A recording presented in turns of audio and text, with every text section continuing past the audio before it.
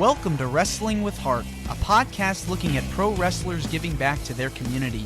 Join me, Stanley Carr, as I interview wrestling's hottest names who use their platforms as entertainers to raise awareness and do community service. Hello and welcome to another edition of Wrestling with Heart. This is the show where we talk with professional wrestlers and professional wrestling personalities about their lives in and outside of the ring, as well as doing acts of charity work, community service, volunteering, and spreading positivity. We're always about the positive vibes here on the show, and with me right now I've got a very special guest. He has competed in the WWE/WWF as well as various promotions across the country, numerous promotions, 33 years of experience.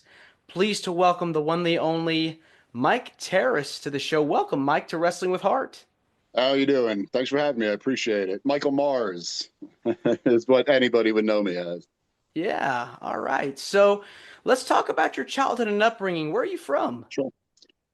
Born in Brooklyn till I was about 4. We moved to Sayreville, and then I was there kindergarten, first grade, then moved down the Jersey Shore. Grew up in the Jersey Shore, Catholic school, Catholic high school, religious parents, church every Sunday. And actually, the way I got into the business was we're all getting ready for church on a Sunday morning. I was already ready. Everybody else was still, showering, whatever. I sat down, put the TV on, flipping through the channels, and I see this guy with a mask, and he's just beating the heck out of this one guy. And I was like, what is this? This is awesome. Like, instantly hooked. Like, boom, had me hook, line, and sinker from the beginning. And it was actually Bill 80 as the masked superstar. And he was working some job guy. I'm not sure who it was, but I remember I didn't know anything about the business. I was 9 years old. I was in 4th grade. Never seen anything like it. My parents didn't watch it. Family didn't watch it.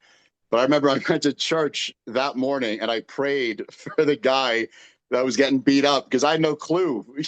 Like I felt so bad for this poor man, but as bad as I felt, I was hooked, and I'm like, this is amazing. Like I need to know more about this.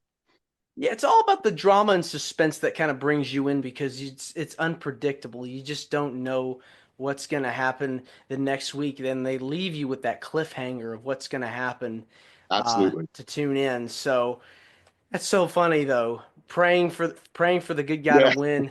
And then 10 years later, I'd be one of those guys getting beat up on TV. Okay, so did you know right then and there you wanted to go into wrestling? Well, not right then and there because I thought it was all real. I'm a little 9-year-old kid, but but I was definitely intrigued, and I definitely wanted more of it. Like I couldn't get. I consumed everything from there on out. It was my end all be all. It was my life. The LJN dolls that they originally came out with in like 84, 85. Posters. My father would. We're living down on the shore.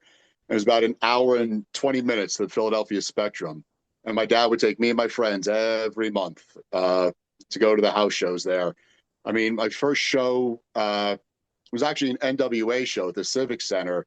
I think the main event was Flair Dusty, but I know when we went to the Spectrum the first time, the main event was Hogan and Orndorff, I think, against Bob Orton and Piper. So it's 1985. Yeah, it was right in the heart of peak WWF WrestleMania era right there with exactly. Yeah. Saturday night's main event. Probably about a month before they did that. Remember the war to settle the score, which is like the MTV. Back in Wrestling Connection. Right before WrestleMania. So I got in just at the beginning of when it all, like really took off. That's so amazing. You're still able to remember that all these years later. Oh, yeah. So been a fan since childhood. At what point did you decide I got to do wrestling? Were you an athlete beforehand? Did you get to grow up playing any sports? Yeah, I played baseball, basketball, soccer. Soccer probably 2 years. I didn't really like it, and I wasn't very good at it. But I was really good at baseball. I excelled in baseball. I liked basketball. Was a mediocre basketball player, but I loved baseball. I wrestled freshman year in high school, but it really wasn't for me. I wanted to be, jumping off the ropes and slamming guys' heads into turnbuckles. So I did that freshman year, but I would say by the time I was like 10 or 11, I was like, this is what I want to do. You just got to go for it. Whatever your gut Absolutely. tells you, you do it. And so, training. Let's talk about how you got your start, foot in the Sure. door. Uh, Explain to me the training process because it's different for everyone. I mean, but I'd Yeah. imagine it's very hard. Oh yeah, it was brutal. Iron Mike Sharp opened up a wrestling school in Bricktown, New Jersey, and we had just moved to Brick maybe about a year prior.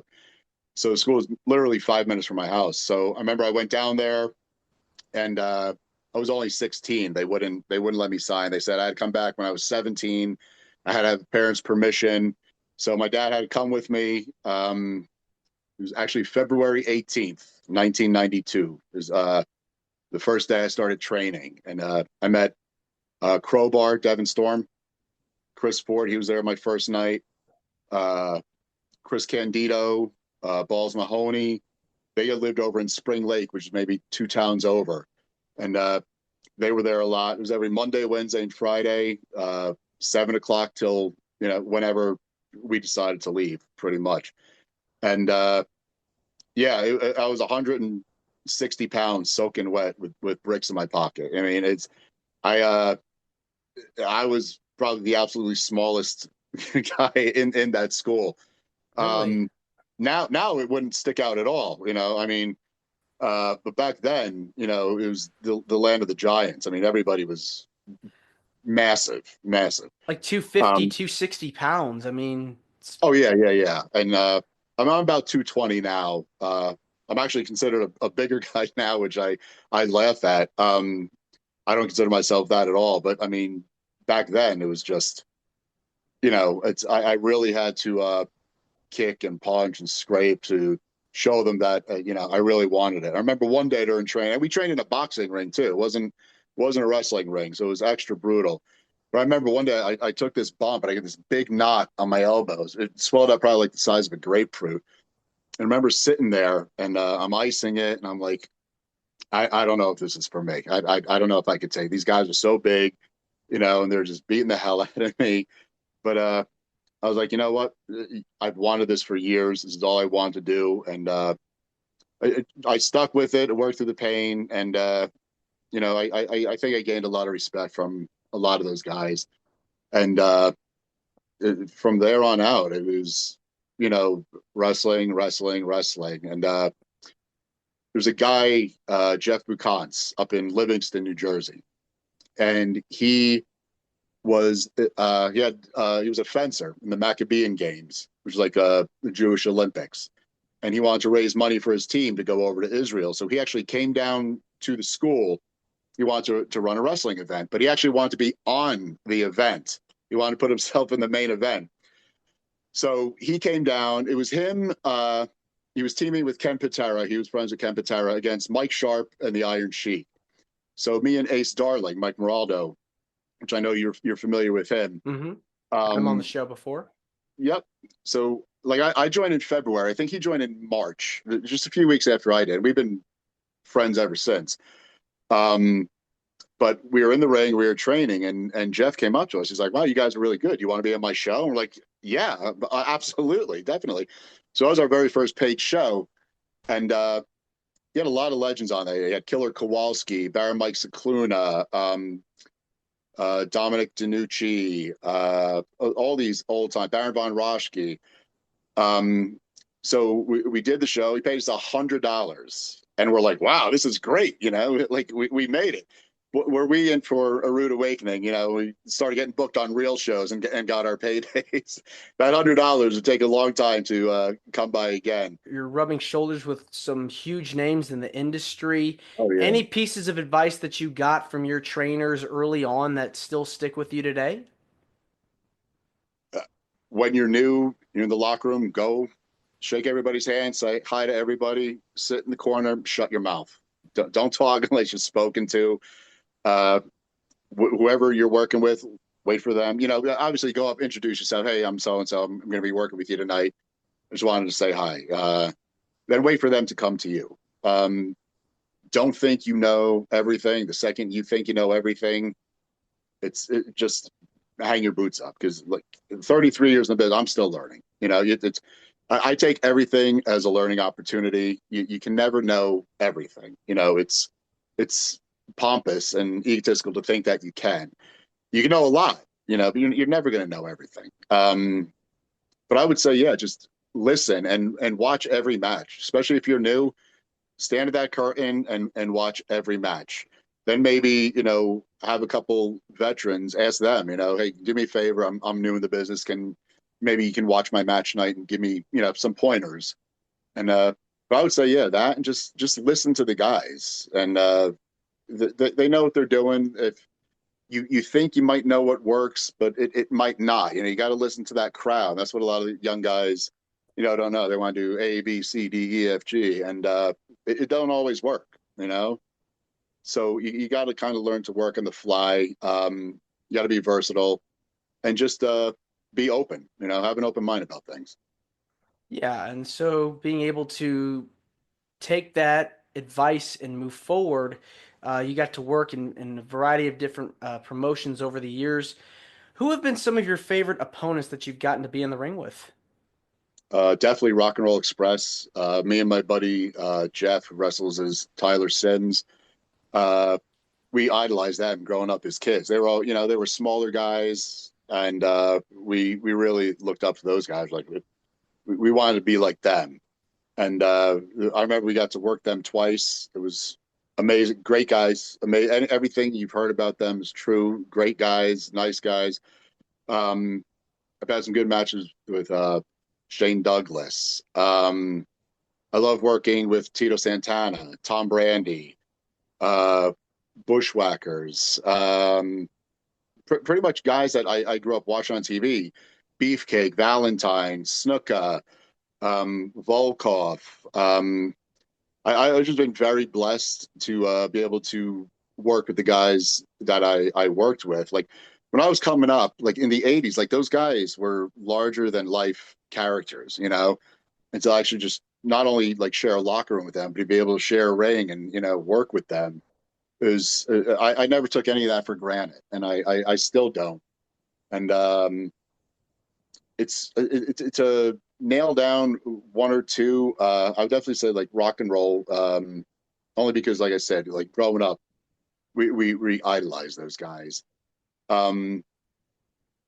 But yeah, like even like when I was in, I did a couple TVs for WWE. I got to work Jarrett, Doink, Crush, and every single one of those guys, just really respectful, nice guy, down to earth guy. Like I'm here, a 19-year-old kid, probably that point 175 pounds with a mullet, and just as nice as could be. They all took real good care of me. Didn't take any liberties. You hear some stories, but it's a weird business, like some guys are like, oh, you got to pay your dues, and they may be a little rough with you, and other guys are just like, well, no, we're all professionals here, and our job's to take care of each other. Yeah. And I've always leaned more towards that side, especially with younger talent. Like, I love working with the younger guys, and to be able to help somebody learn and advance their career, maybe get them over, is something I really enjoy doing at this stage of my career. Yeah, it's definitely rewarding to pay it forward to the next generation because they're the future. And so you Definitely. have to be there for them because they they want to be stars too, just like you are. Definitely. Now, you'd mentioned Ace Starling earlier, Mike Moraldo, who was a guest on our show. He told me a story about that you wanted to maybe share about you and Lex Luger, if you. Oh, yeah. So it was Albany, New York, and they had me working with Crush. It's when Crush was with Fuji and he was doing the Japanese gimmick, and Luger, obviously, the whole USA thing. A funny story. I was supposed to work the Heavenly Bodies that night. So me and my partner, I forget who it even was, but we're sitting there, we're going over, and Bruce Pritchard came to me. He's like, "We're going to yank you out of this, and we got something else for you." I was like, "Oh God, am I in trouble?" This is my second night there with the company. I'm like, "What did I do?" You're always thinking the worst. And I remember Cornette's like, "Well, Mike, it's nice working with you." I'm like, "You too, Jim." I'm like, "Take it easy." So he took me over. We're going around. It's the Knickerbocker Arena. I forget what it's called now, but it's like this big, giant, 15,000 seat arena. We're walking around these big hallways, and Bruce is walking real fast. He got a headset on. I was like, "I'm coming now. I got him. I'm coming around." And there's Vince and I think Tony Gurria and Rene Goulet. And he's like, "Vince, there's the guy." And Vince took his hand. I was like, "Nice to meet you." I was like, "Oh my God." Like, nice to meet you. And apparently they said facially, like I looked like Lex. Obviously not physique wise. But like I had the mullet, and they said like the nose and the eyes, whatever, we looked the same. So like we want to do this angle with Crush and Lex where Crush is going to cut a promo, put down the USA, but he's going to say he wants to make an example of Lex Luger, and he's going to start with you because you're a Lex Luger fan. I'm like, okay, this is great. I'm thinking.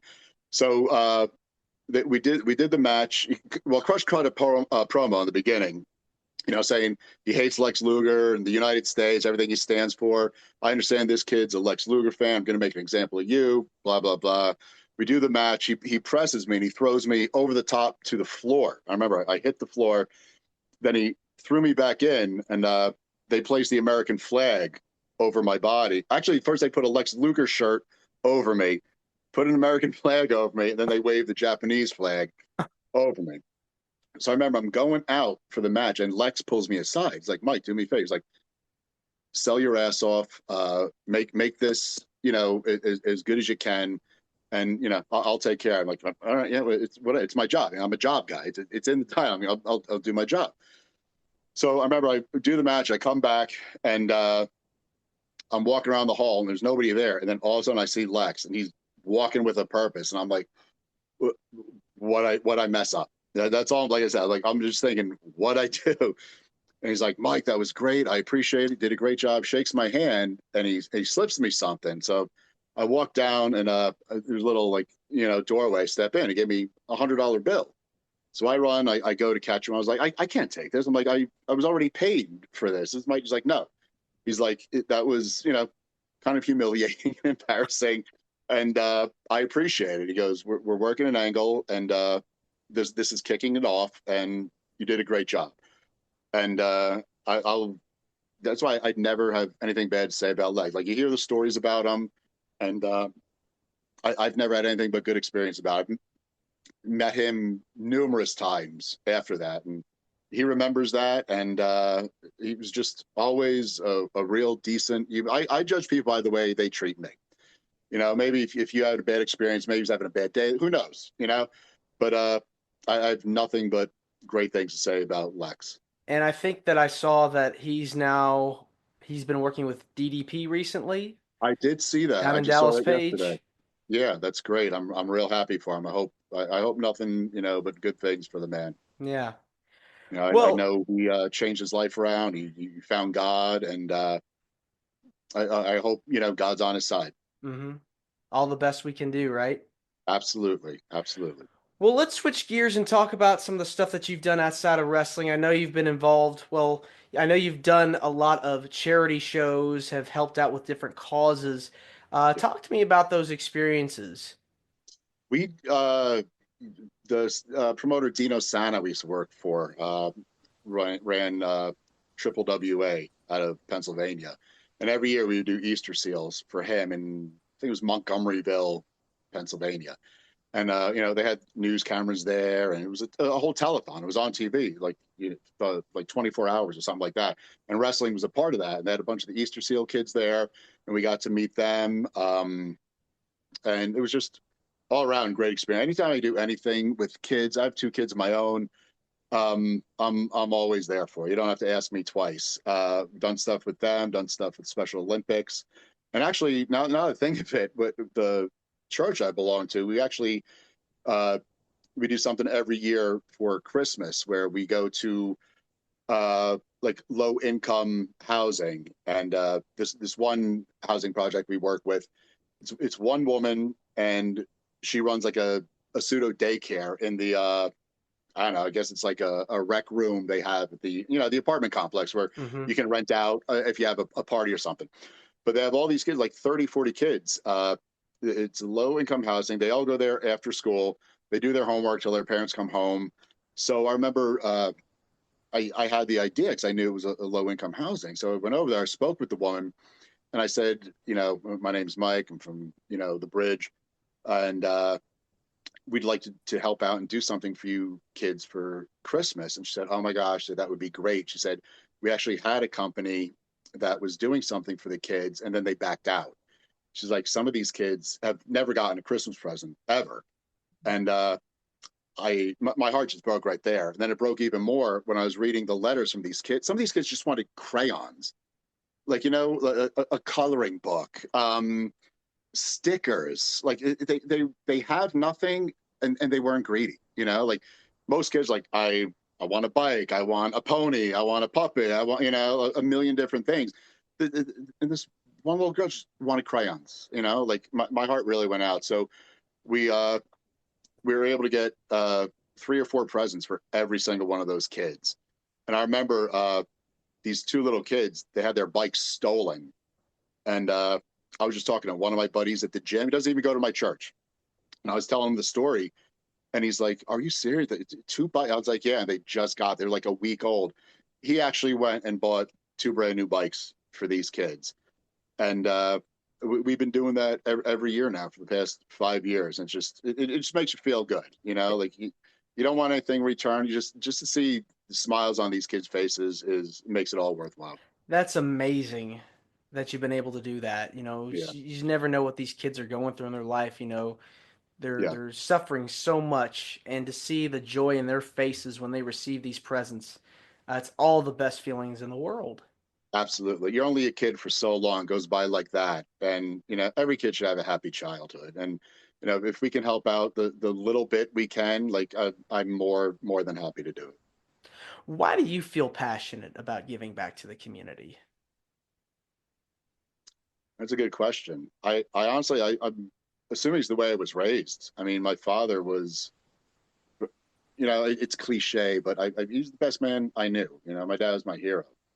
Um, he was actually a Catholic priest for 20 years. He lived in Brazil 13 years. Um, he actually had to write a letter to the Pope back in the 60s saying he wanted to leave the priesthood to start a family. It took the Pope a year to get back to him, but he actually had the letter still signed from the Pope. Mike, absolutely. I wish you luck. God bless. You go raise a family. Thank you for all the service you've given the Catholic Church.